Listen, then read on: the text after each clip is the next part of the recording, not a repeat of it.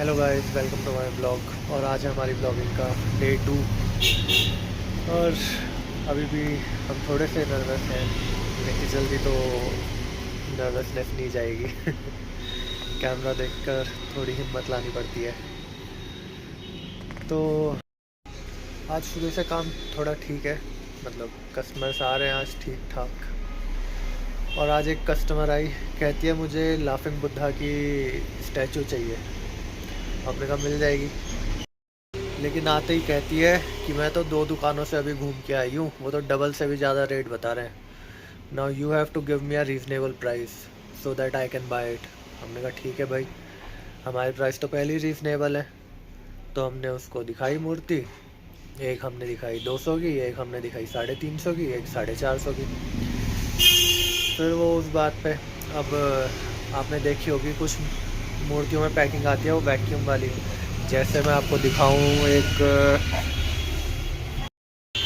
ये है जैसे ये देखिए, एक तो ये है जैसे, एक ये पैकिंग आती है वैक्यूम पैक। दूसरी पैकिंग आती है ये देखिए ऊपर,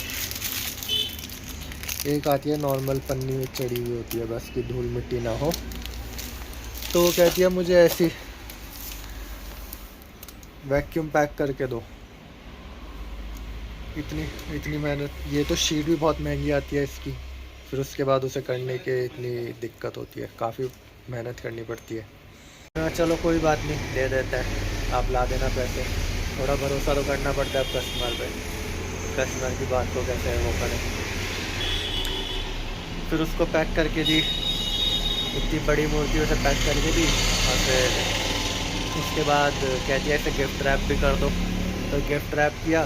कहती है आजकल वो कुछ जापानीज़ तरह की चल रही है, जैसे जापानीज़ अलग अलग तरह से पैक करते हैं, कुछ वैसा कर दो। मतलब हद ही हो गई। मैं कहा इतना तो हमें नहीं आता भाई, हम तो नॉर्मल जैसे पैक करते हैं वैसे ही पैक कर सकते हैं, इससे ज़्यादा तो कुछ नहीं कर पाएंगे। कहती है चलो कोई बात नहीं, ऐसे ही कर दो। फिर उसे पैक करा। फिर कहती है एक बो आती है ना, वो फ्लावर बो कुछ होता है, वो भी लगाओ। चलो वो भी लगा देते हैं। फिर कहती है नेम स्लिप लगा दो और मार्कर दे दो, ज़रा मैं नाम लिख लूँ। मतलब एक तो तुम प्राइस में इतना नेगोशिएट कर रहे हो, और फिर उसके बाद डिमांड तुम्हारी बढ़ती जा रही है, बढ़ती। ऐसे ऐसे कस्टमर आते हैं कभी कभी, लेकिन ठीक है, यही है दुकानदारी।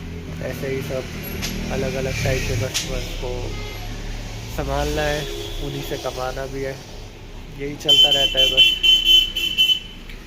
आप लोगों को दिखाता हूँ मैंने पैक कैसे किया, क्या किया।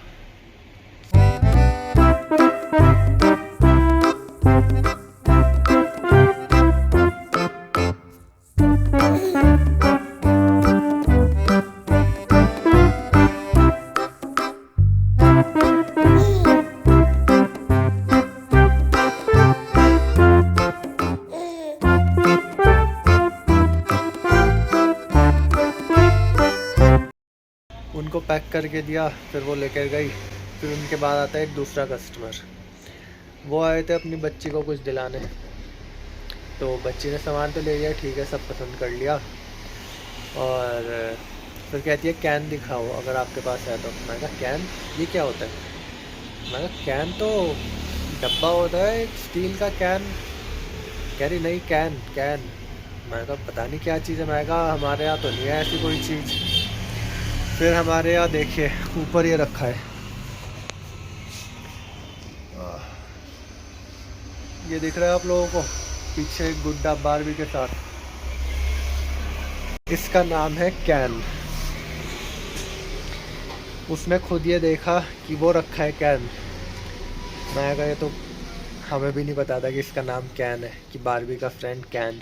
फिर उन्होंने उन्हें दिखाया, लेकिन फिर उसके बाद उन्हें कोई दूसरी चीज़ दिख गई, वो पसंद आ गई तो वो ले गए।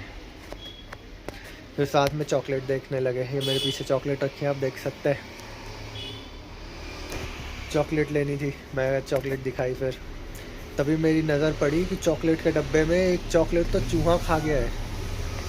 मतलब दुकान में एक चूहा घुस गया है और सारा सामान काट देगा वो चूहा। अब चूहा पकड़ने के लिए पिंजरा लगाना पड़ेगा। पहले आप लोगों को चॉकलेट दिखाता हूँ, कितनी बड़ी चॉकलेट खा गया वो।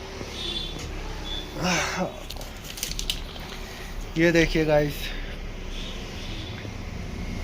कैडबरी का फैमिली पैक वो चूहा खा गया। ये देखिए पूरा अंदर। चूहे बड़ा नुकसान करते हैं, ठीक है जानवर है, लेकिन क्या कर सकते हैं। अब इसे पकड़ना पड़ेगा, रात को पिंजरा लगा के जाएंगे चूहे के लिए, जिससे सुबह तक ये पकड़ा जाए और फिर इसे कहीं छोड़ कर आएंगे। नहीं तो ये दुकान के सारे तार तूर काट देगा, सारी चॉकलेट तो यही खा जाएगा, कस्टमर को क्या देंगे। चलिए मिलते हैं फिर आप लोगों से बाद में और कुछ नई इंटरेस्टिंग चीज़ के साथ। फ़िलहाल के लिए इतना ही, चलते हैं, बाय बाय।